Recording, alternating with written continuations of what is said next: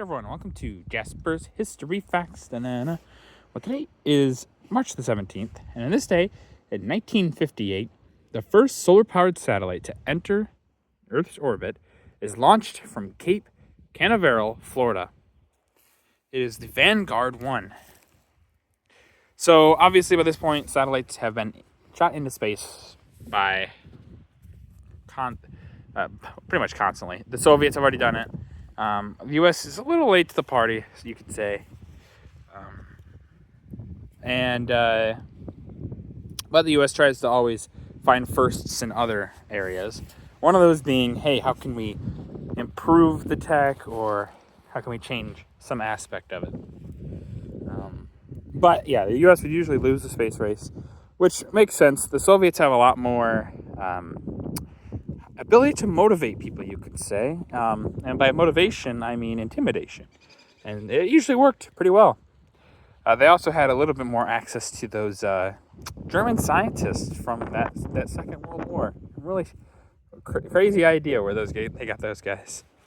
But yeah, so the space race, obviously the Soviets have done a lot. But the Vanguard 1, which is this satellite, is actually pretty useful. It lasts not for a long time. It stops transmitting in about 1964. So, you get a few years out of it. But, it's a proof of concept, kind of. Like a lot of these things in the space race, they're more proof of concepts. So, oh yeah, you get people into space. Like the Soviets with Yuri Gagarin, they get first man in space. But they don't really do much with it. It's just he's there, which is an important milestone. However, it's like with anything, just a proof of concept. Even landing somebody on the moon is a proof of concept for further things.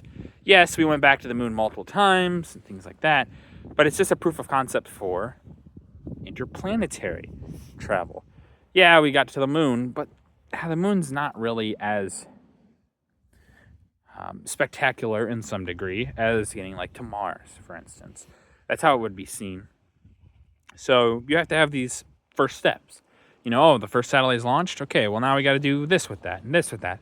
It's you got to iterate on things multiple times to finally get where we are today, where we have satellites that get shot up into space and all sorts of different things happen with them. It's obviously very important to do these things because, well, especially with space. Space is very dangerous. You got to be very careful what you do with it. But now you know.